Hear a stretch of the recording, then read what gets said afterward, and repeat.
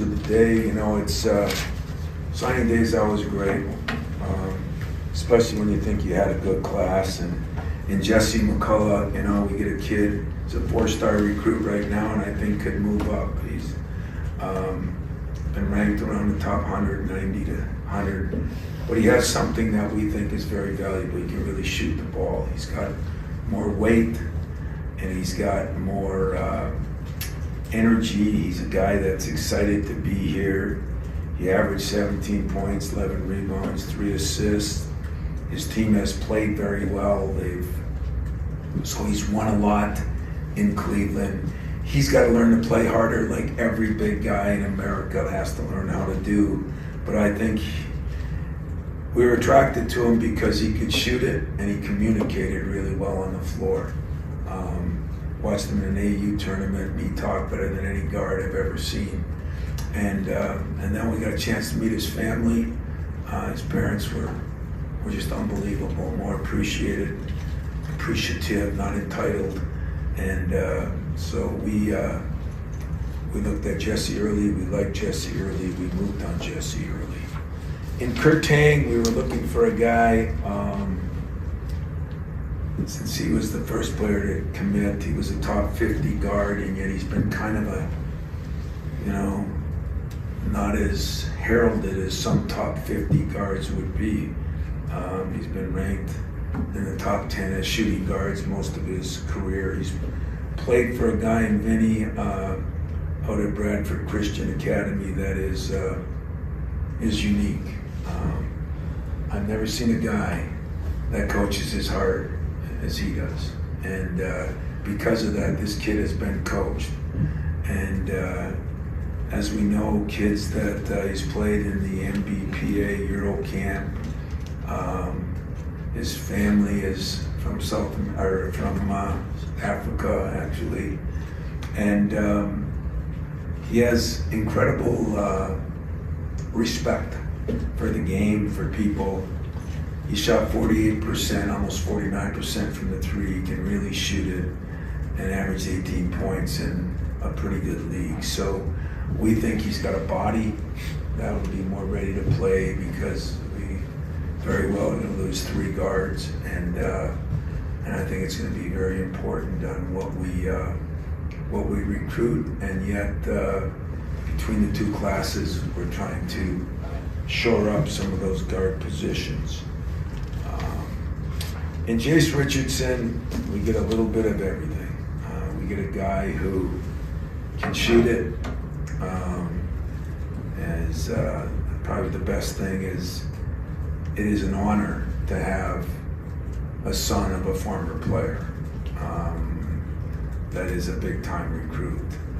He's, you know, right on the edge. Hopefully he'll be a McDonald's All-American by the time the year's up. He's ranked in the top 25 or 30 from most polls. He's ranked among the 3 best combo guards, and I think that's what he is. He had a knee injury 2 years ago. I saw him play, and he was good, but he was just coming back. I saw him last summer, and his game is elevated to a whole new level, and now he's even taken it to another level. I think the health of him has made a big difference. He can pass it, he can shoot it, he can defend it, and he can rebound it. He's a very aggressive rebounder. As he gets stronger, and maybe that would be the only thing right now, as he gets stronger like his dad went through, I think this kid has a chance to be one of the great combo guards, because I think he can do it in a lot of different ways that we've had.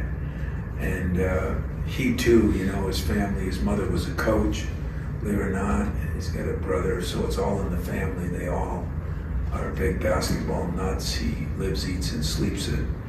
And I think he's going to be a great addition to add on to what we have, but on what we need. And I think that's going to be really important to us in the near future. Questions? I wonder if you can maybe kind of juxtapose the recruitment of Jason when you started and took over the job versus the recruitment of Jace right now? How much has changed? And well, Jason's mother wasn't as involved as Jace's. And I say that respectfully because she's actually enjoyable to talk to. She really has a good feel. Jackie has a great feel for the game. But, you know, it's been strange a little bit because he was hurt and he missed almost the whole year. And, you know, that was during COVID and all that stuff.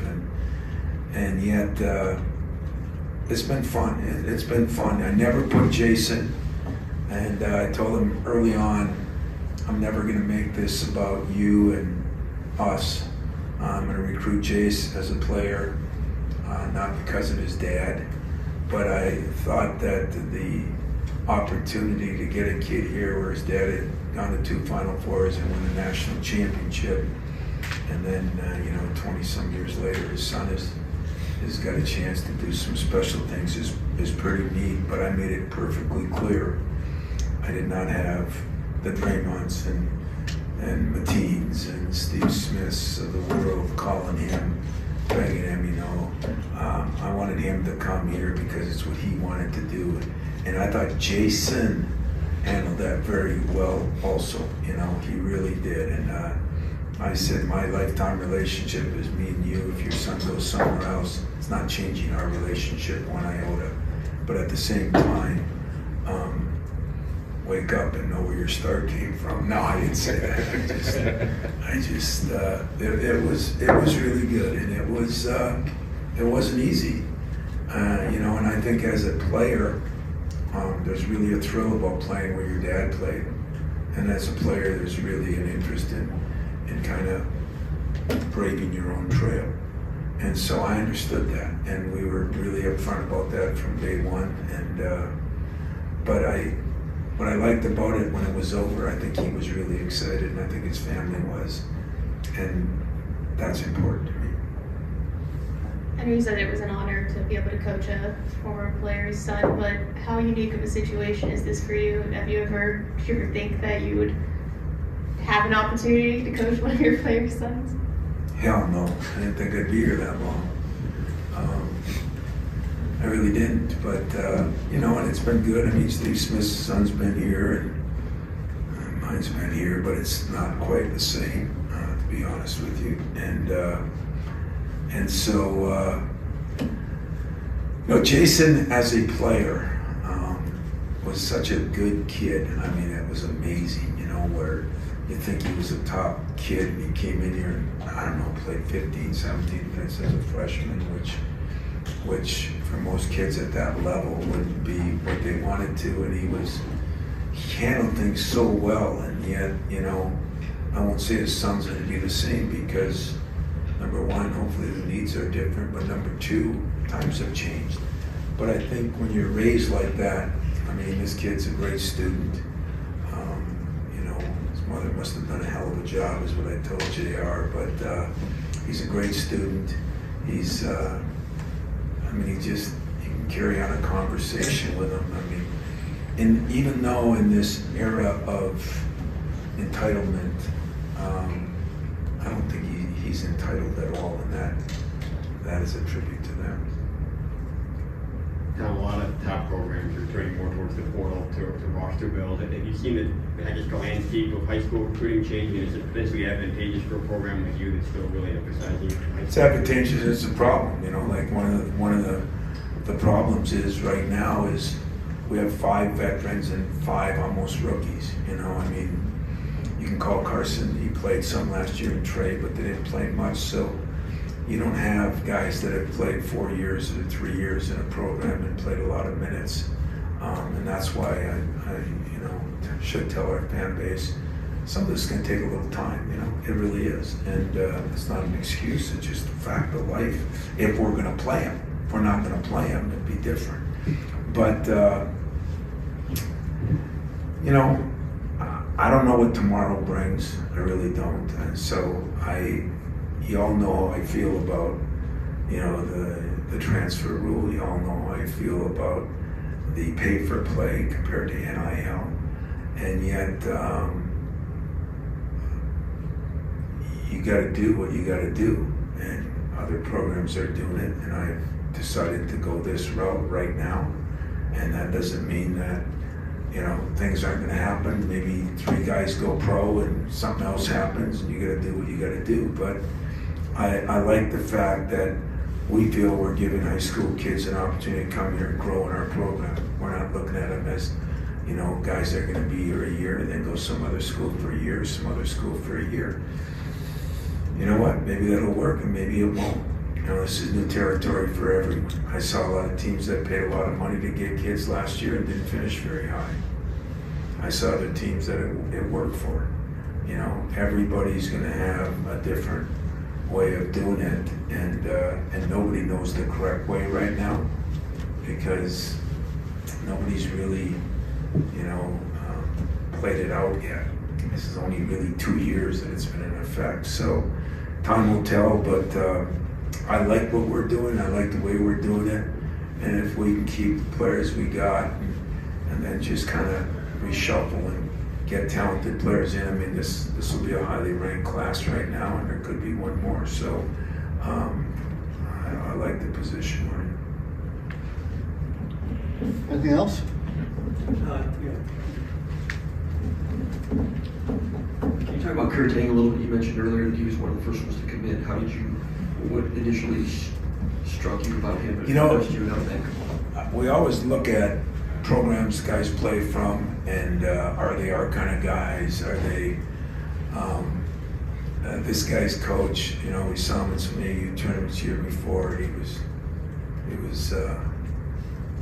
just a lovable guy that was hard on his players, demanding of them, and he's had some big time players. He's had some pro players from this program, and so that started it, and then the body, the build, we thought he could be a Big Ten guard, and then the fact that he can shoot. He's got a mid-range game, he's got a long-range game, he can shoot the ball, and right now, let's face it, that there's a premium on being able to shoot the ball. And if you got size and you can defend it and you can shoot it at the same time, that's a positive. So we got to know him, we got to know his family. It was just the right fit for us, and hopefully that's why he thought it was the right fit for him. Wondering about McCullough too, because he's got some size to him, he's got some wingspan, got the different abilities. I mean, is there anybody, is it wrong to kind of look at him on the surface and say maybe like an Andre Hudson type, or who would be a good comparison? Yeah, you know, he's at least probably 6'10". He's probably 3 inches bigger than Andre. He's got a lot longer wingspan. But I wouldn't say he's that, because he can really shoot the ball. But that wingspan, he's got a body that can, I think, put on some good weight, and we project him as a guy that could really help us down the road, because he's got all the measurables, and yet he's got a dad who pushes him, a coaching staff who pushes him, and he seems to love the game. There's not a lot of big guys that love the game, and that's been one of the things that attracted us to him. He loves the game, he communicates on the court. You know, he's got some things to work on, he's got a good student, he's got some things to improve on, but there's a lot there to work with, and that's kind of the way we're doing it. You know, we're doing it that we're trying to develop guys that are younger, and a lot of people aren't, so that doesn't make it right or wrong for me or right or wrong for them. Anything else? Appreciate it, and hopefully we'll play better tomorrow.